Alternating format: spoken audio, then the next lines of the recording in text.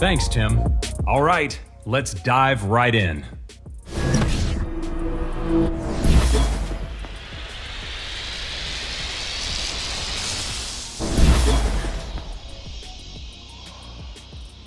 Okay.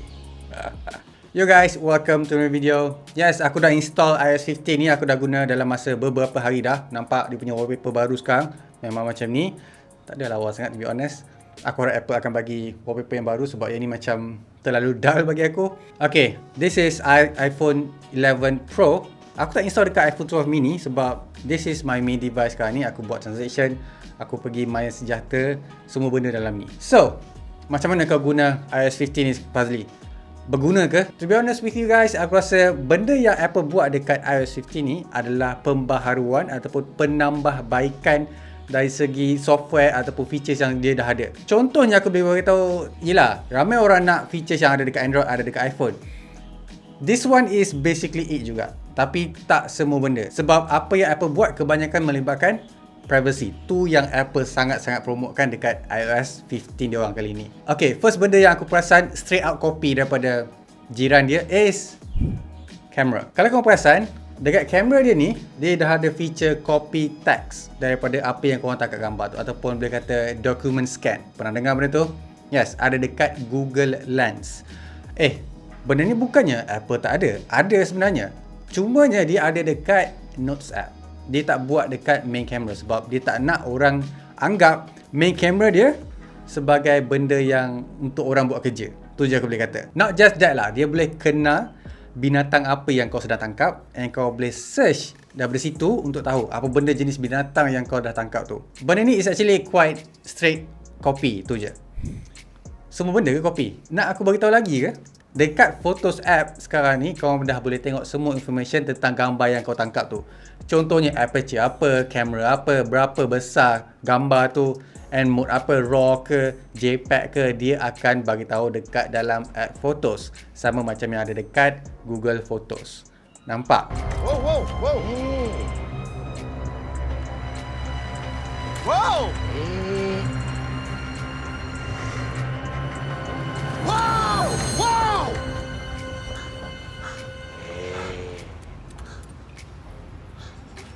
Whoa, whoa, whoa, whoa, whoa.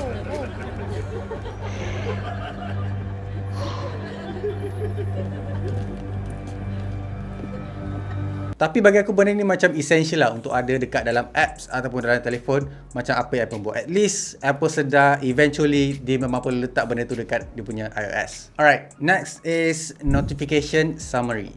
Sebelum ni Apple pernah buat notification group tau. Kalau korang perasan, dia akan groupkan mana app messages yang sama, dia akan groupkan sebagai satu. Sekarang ni Apple buat lagi pembaharuan. Dia kata dia akan letak semua apps yang kau rasa tak penting, and dia akan bagi notification tu at the end of the day, ataupun masa bila korang set up kan, bila korang nak dapat notification tu. Contohnya macam apps daripada AliExpress, contohnya Lazada, benda yang selalu bising dekat telinga tu bila dapat notification and mengganggu kerja korang, akan letak dekat summary. Benda ni still new tau. Aku tak pernah tengok lagi dekat Android kalau tak silap aku. And this is a revolutionary juga sebab aku perasan ada juga apps ataupun notification yang aku rasa aku nak tengok, and ada juga notification yang tak penting tapi apps yang sama. Nampak? Daripada situ juga Apple dah tukar cara kita tekan Do Not Disturb. Ada 3 ataupun 4 option sekarang ni, which is Do Not Disturb, memang semua notification tak keluar, and then Sleep, Personal and Work. Dekat semua option ni korang boleh customize. Application mana yang tak akan dapat notification, tak akan dapat gangguan. Contohnya, even daripada situ juga Apple akan letak something orang kata Do Not Disturb dekat dalam messages. So kalau orang tu message korang through iMessages, orang tu akan dapat notification yang korang ni dah tekan butang Do Not Disturb. So dia tak akan ganggu. But still Apple bagi choices untuk tekan juga butang dapat notification. Yang tu obviously orang akan abuse. Tu je aku boleh kata. Alright, dalam banyak-banyak features iOS 15 ni, ada juga features yang aku rasa korang takkan guna, and then dia tak available untuk Malaysia. That thing is, aku boleh kata wallet apps. Sebab benda ni actually boleh simpan passport, boleh simpan tiket kapal terbang kan. But dekat sini tak boleh guna. Okay, apa feature dia? First of all, Apple dah letak digital ID dekat wallet. Meaning korang boleh bawa korang punya driving license tu, letak dekat dalam Apple iPhone korang ni, and sah untuk digunakan bagi dekat JPJ. Kalau dia tanya pasal ataupun bagi dekat polis. Tapi dekat Malaysia benda tu tak di-enablekan sebab dia tak collab lagi dengan Malaysia agaknya. So mungkin benda ni akan datang in the future. Just cross my hand on this one. Aku rasa Malaysia takkan boleh lagi. And akan lambat, tu je aku boleh kata. One more thing is, Apple baru je perkenalkan Apple Car Key kan, untuk unlock kereta. So kali ni, Apple bagi tahu yang benda tu akan ada dalam wallet. Dengan features ni juga, korang akan lagi senang nak bawa kereta. Contohnya, korang tak perlu bawa kunci kereta, kad kereta, even tak payah nak buka apps kereta tu sebab dia dah install dalam wallet. Senang, aku nak access, masuk dalam kereta, just drive, cepat je, tak ada masalah. Yang aku rasa macam underrated sikit is dia punya Safari web browsing. Sebab apa kau cakap macam tu? Kalau kau perasan dekat web browsing dia ni, dia dah tukar URL tu daripada atas ke bawah. Sebab daripada dulu lagi aku fikir, phone sekarang semakin besar kan, screen makin besar, makin lagi ke atas. Takkanlah aku nak buat gesture one hand mode tu untuk tekan benda tu kan? Tak make sense. So sekarang ni Apple dah letak benda tu dekat bawah untuk korang mudah nak search. Feature ni actually nampak perubahan dekat, tak silap aku, Firefox kalau tak silap, dia yang buat dulu, and then Google rasanya tak buat lagi. And korang boleh swipe ke kiri and kanan untuk tukar tab lagi cepat macam korang tukar apps dekat iOS 14 before this. How convenient is that? Macam it really makes sense untuk Apple buat benda ni, and kenapa kita tak buat benda ni daripada dulu lagi semenjak kita dah ada telefon yang besar. Good news dekat orang yang selalu hilang AirPods ataupun pakai AirPods ni, feature baru dekat iOS 15 dah ada dekat sini, which is dah available untuk search dekat Find My. Meaning korang boleh tekan dekat dalam app yang ada dekat iOS 15 ni untuk bunyikan AirPods Pro ni so that korang boleh cari dekat mana. On top of that lah, kalau korang tengah pakai iPhone dengan AirPods and tertinggal benda ni dekat meja, lepas tu korang gerak, iOS 15 akan bagi tahu dekat korang yang korang tertinggal AirPods Pro dekat belakang.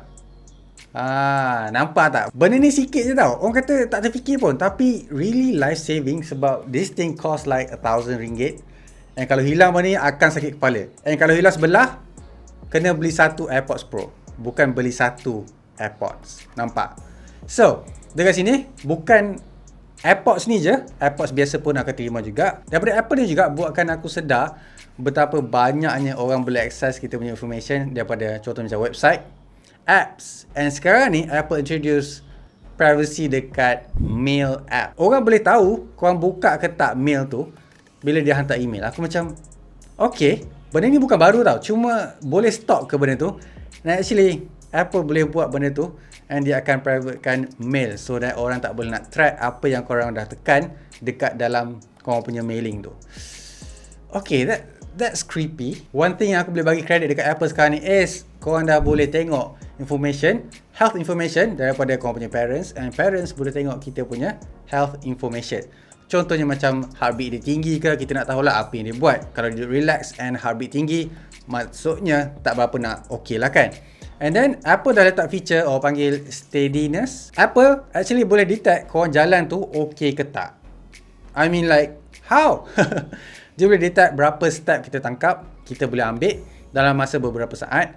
And cara dia, Apple akan synckan Apple Watch and korang punya iPhone, and boleh tahu. And so that Apple boleh tahu ya sama ada orang tu macam nak jatuh ke ataupun dah tak stabil ke, macam mana. Bila benda tu dah available, aku akan beritahu dekat another video ataupun masa review Apple Watch 7 tu. Alright, last but not least is Apple dah update Apple Maps. Fazli, boring je kau cakap pasal Maps. Apa benda yang baru kan? Actually, yes. This thing, masa mula-mula aku fikir macam boring je kan update ni.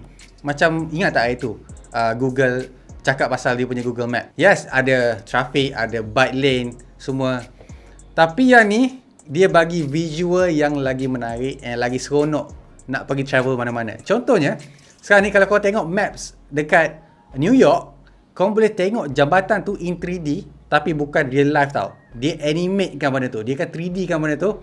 Nampak macam main game apa? Sims. I mean like what? Macam skyscraper, kau tahu kan? Pernah main game tu kan?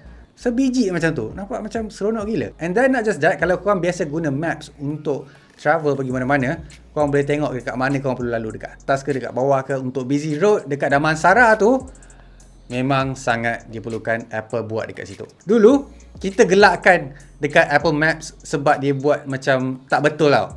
In iOS 6, we have built an entire new mapping solution from the ground up, and it is beautiful.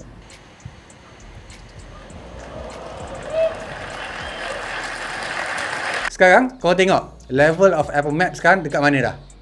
Dah atas dah sekarang. Tapi ada juga yang Apple tiru sebenarnya. Kalau yang 3D AR tu, yep, that one's from Google. Tu je aku boleh kata.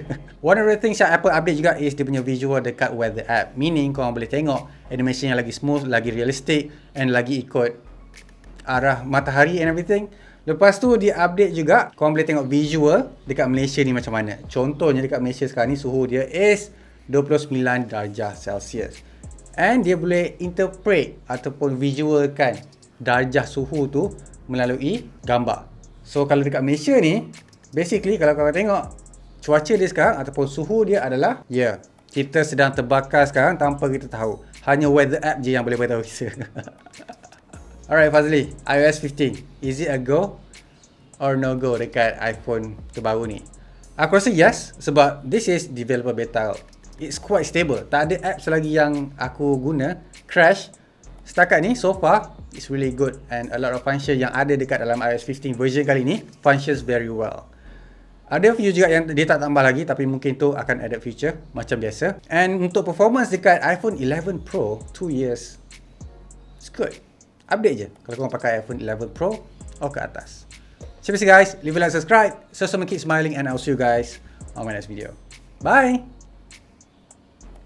Oh yeah, kalau korang nak tahu, this is the first version of iOS support 6 years back punya iPhone.